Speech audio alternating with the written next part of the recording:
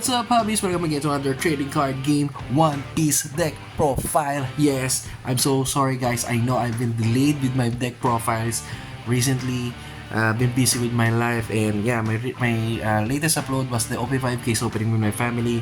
And yes, before that, I know I have a lot of deck profiles that I need to upload before the Op5 game. So I'm so sorry about that. But shout out to Memo Card Games. Thank you for always having great content of battle videos with our regular tournament and standard battle tournament in our local shop, Block 111. So thank you, Memo Card Game, for featuring my match with Vivi. And there are players really want to know my deck profile with my Vivi. So here's my Vivi deck profile. This is a Op4 deck profile, but since Op5 recently came out, I will show you the upgrade I'm gonna make with this Vivi with the Op5 support. So it's just a one card support for me that I'll use in the Op5 with this Vivi support. I'm happy with my Vivi performance. Yeah, Vivi is an underrated leader. This is the same with Rebecca, a dual color with 5 life. But yeah, this is an underrated leader with current meta right now, and that's why I found it. I want to build a deck with this Vivi and try to work it out, and I found, I think, a pretty decent type of build with this Vivi. So I've been testing a lot of Vivi deck. First I use a vanilla, so just a vanilla blue and green, and then when play, rush, attack.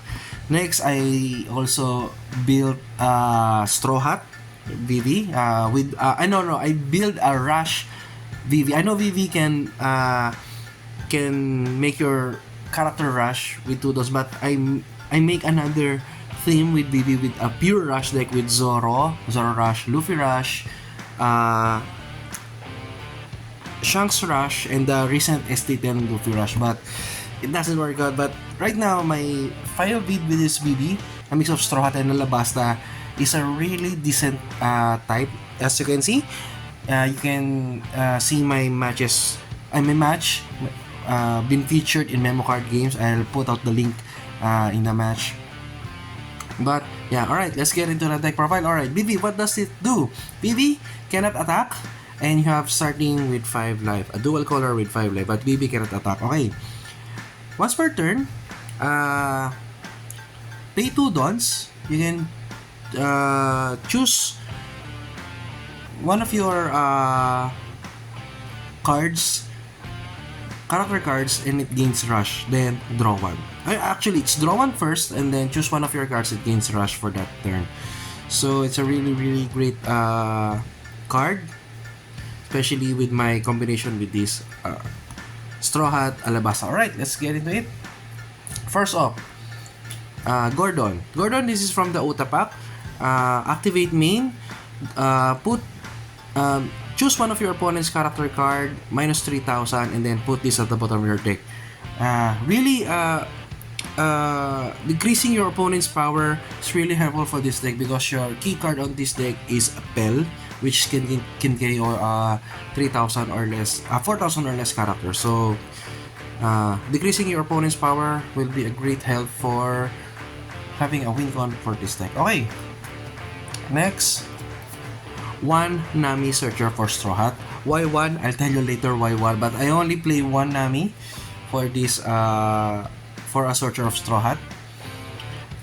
And then 4 of this Nami from the starter that you can put 1 rested don to one of your leader or character cards. So having this Nami is really great in this deck, because you always use 2 dons just to make one of your character to be rushed, and then paying also for playing a character. So you need really need to make your resources with this Nami starter decks. Alright, another card that could decrease your opponent's power, Otama, a very stable card, a 2k counter, and a minus 2k for opponent's character card. Next, another staple, a 1 cost for red is Makino, 2k counter also. Most likely I use this Makino just for just for counter, but it depends if I need to push with my 1 cost character for the end game. Alright, first Straw Hat to be searched by Nami is Nico Robin. Nico Robin is a really staple card for RG Law. No, way before with Zoro and RG Law. But Nami, Don 1, when attacking, KO one of your opponent's character with 3,000 or less. So Nami is really a key card. Nami starter is a really key card in this deck. Alright, next. Chaka from Alabasta. Chaka's ability can only work with Vivi Leader. So, Chaka is a very great card in this deck. Chaka, Don 1, when attacking, choose one of your opponent's character, minus 3,000, and then KO one of your opponent's character with 0 power. So, a really great card, a really great remover card. Next, Straw Hat, Brook, OP1. Don 1, when attacking, choose 2 of your opponent's character and minus 2,000. So two different you need to choose 2 different characters of your opponent and then it minus 2,000. Alright, next is the very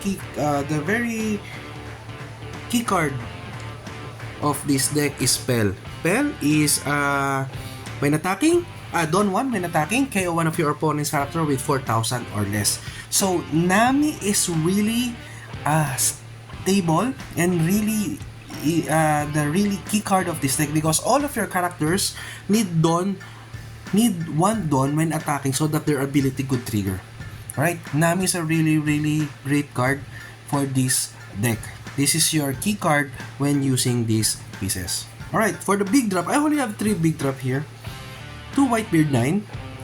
Of course, Whitebeard 9 when attacking, 2 Dawns when attacking, KO one of your opponent's character with 3,000 or less. So Gordon, Otama, Brook, and Chaka, their decreasing power is really one of the great synergy with this deck. You need to decrease their power and then others could KO them. Alright, and 1 big drop is a Luffy Rush from starter 10. Luffy, when your opponents Luffy has rush, and when your opponents activate a blocker, KO one of your opponent's character with 8,000 or less. So a really great card. Alright, why I only have 1 Nami Searcher in this deck? Because I play 3 of this Straw Hat Searcher for this deck because Nami cannot search herself, Nami. So I made the choice to put this event card at least to search for this Nami starter. Nami cannot search herself, so I need to use this to search for Nami. It also has a trigger active main that look at the top 5 of your deck, choose up to 1 of your Straw Hat in your in that top 5 and put the rest at the bottom in any order. So yeah, this is the main reason I only have 1 Nami because I used 3 of the Namis to have a searcher for this Nami. Alright, next off, Radical Beam. Of course, staple counter for Reds when you have 2 or less life. Counter plus 2k if you have 2 or less life, another 2k counter. So this is a 1 cost 4k counter and it's a trigger of your opponent, your leader gains 1,000 power for the duration of the turn. And this is a Straw Hat you can search by Nami. Though this Nami can only search characters, but this Nami can search even events. So that's a big difference. Right, Round Table.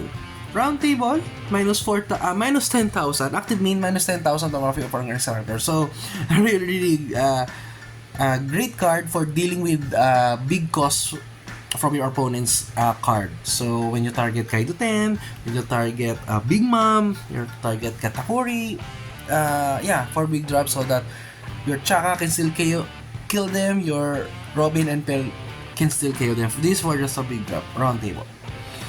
And of course, a remover, 2 Pistol. Of course, active main, KO one of your opponent's character with 6,000 or less. And then active main, trigger active main. This 5 cost active main that can KO 7,000 or less from your opponent's character. So just 1. It has a trigger just like a Radical Beam. So this is from the starter deck. And another remover, is this Red Rock. Yeah, Red Rock is such a great card for blue. I think this is the only blue I have in this deck, Red Rock.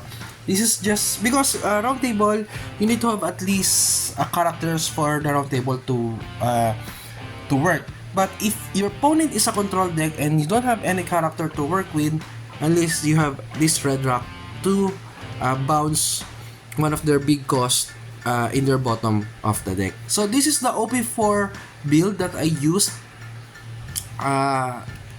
in my match that got previewed in Memo card game. So this is the deck I used. Now, for upgrading it to OP5, I just need to include this. This is the only card that I will include from the OP5. What does this do? This is Chaka. What does this do?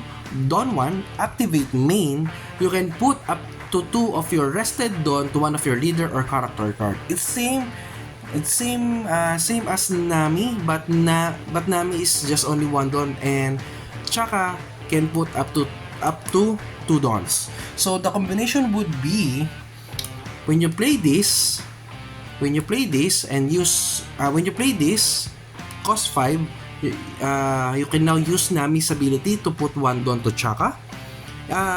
This is just for a gameplay that Nami has already been set up.